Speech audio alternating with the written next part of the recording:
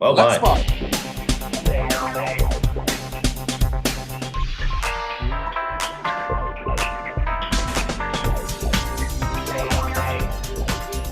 All right. As you know, in this activity, Sterling, my guest gets to speak their conscience. And if you would like to speak your conscience, then you're going to go first as speaker number one. So I'll let you have the look at the first topic, and you decide if you want to go first. And if you feel ambivalent about it, you can ask me to go first, and then you can respond.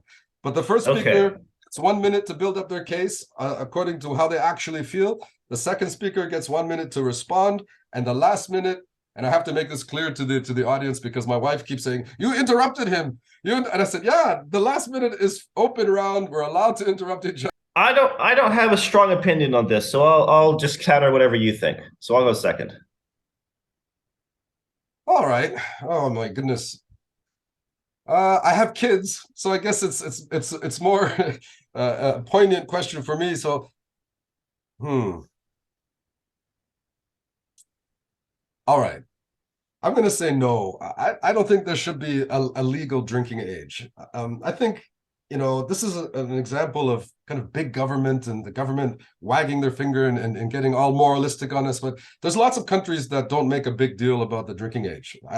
Italy comes to mind, where it's not uncommon for, children to drink a cup of wine at the dinner table. And what we don't see in Italy is kids binge drinking as soon as they turn 19.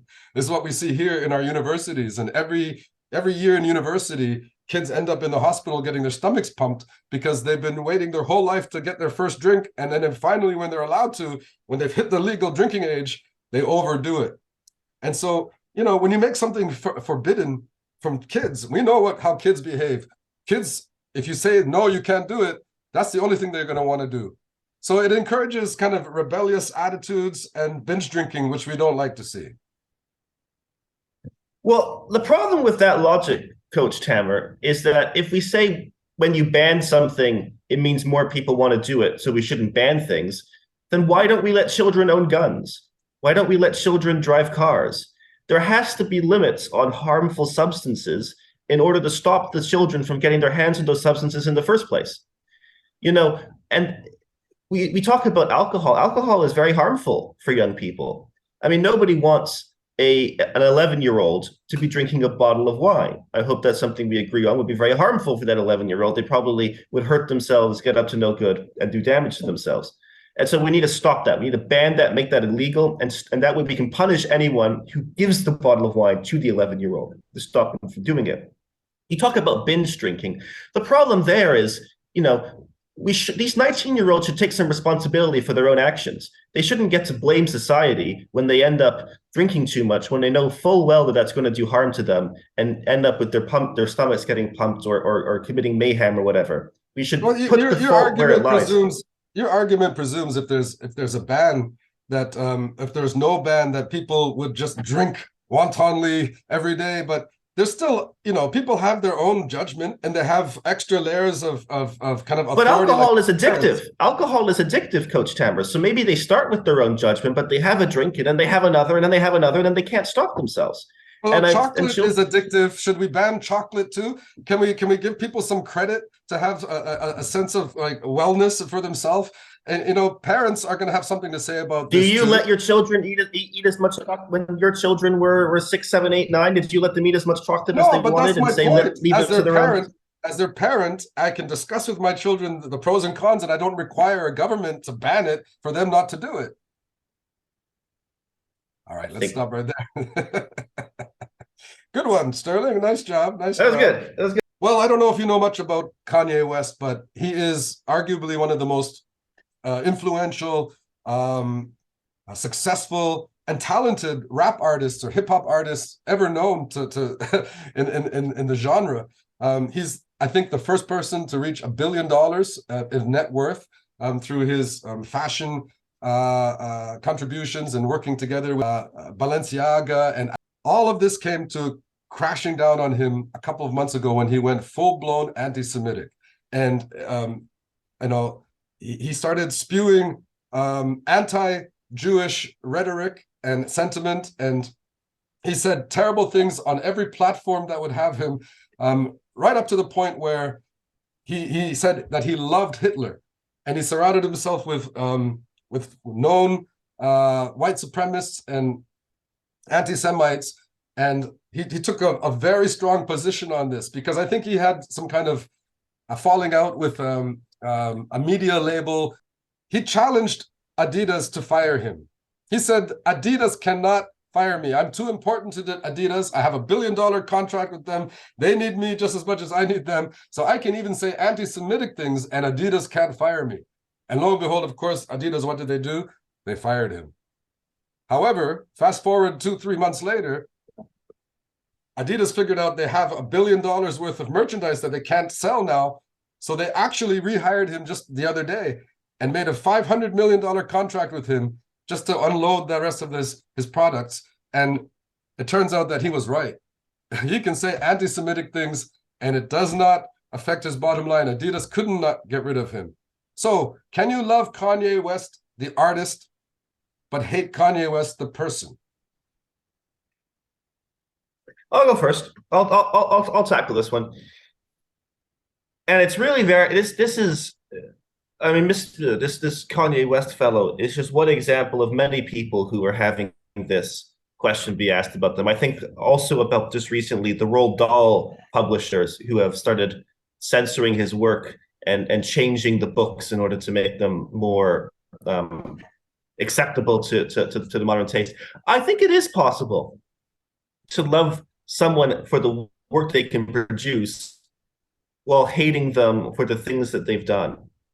And not just possible, I don't see a problem with that. I don't see a moral dilemma with that because there is a separation. The question is the artistry, is the creativity that this man is producing somehow influenced by those parts of him which make him a bad person, by the hateful things that he has said or done? And if the answer is no, then what exactly are you hating them? You're hating work that's been produced that is on its own morally. I do see a moral dilemma because this is an artist, and artists derive their work from the inside, from their soul. It's a soul level, and so if what's in his soul is hatred and anti-Semitism and vitriol, then it's going to manifest in his art, and it's first of all, we owe it to the children that are influenced by him to make a stand against his anti-Semitism. You cannot condone a person who is so influential and has so much sway over young children because it's going to end up. I mean, he shapes the culture with his art. He's not just an ordinary fellow. This is a person, you know, who has so much influence, and not to mention we owe it to the Holocaust victims and survivors to take a stand against him. But does it impact?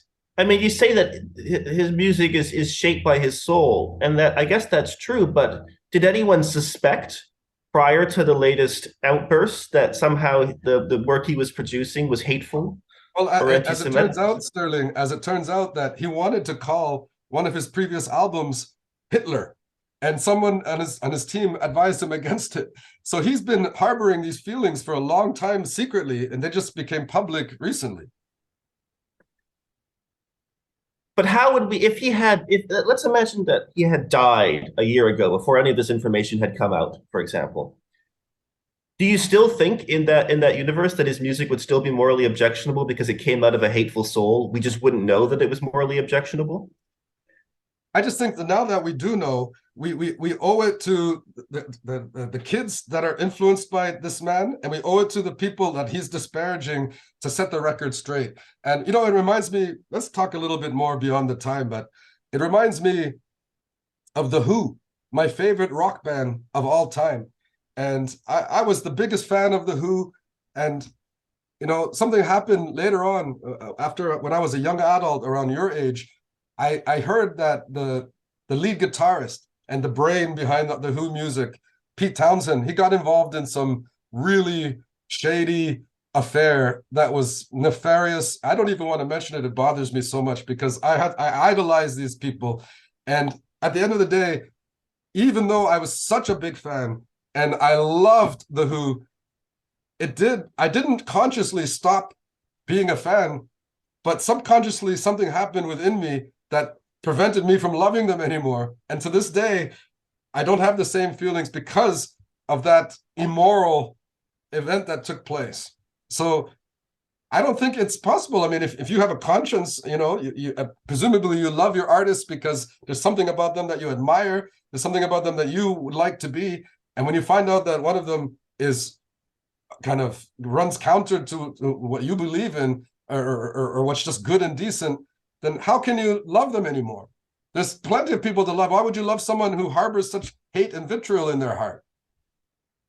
You're not loving them, are you? You're loving the things that they've produced. You're loving. I mean, are we going to impose a burden on every time you read a book or listen to a song or consume any sort of media to look into the history and the moral virtues of whoever produced it, and that you're not supposed to like the book until you've figured out Yeah, that the person who wrote the book was a virtuous person? I I agree. mean, doesn't And it stand on its own? on your side of the argument, I would say we're humans. We're all flawed, and it shouldn't shock somebody that somebody, has done something terrible. Should we hold our artists to some higher standard than we hold each other? Our parents, our politicians, our teachers. I mean, if you dig enough, you'll find something that you don't like. And so we're human beings. We're flawed. So are we supposed to, I guess, discount everything that we've done and achieved because of our very nature? Should Mars colonization be a top priority for the governments of planet Earth? You want to go first or second on this Absolutely one? not. Absolutely not.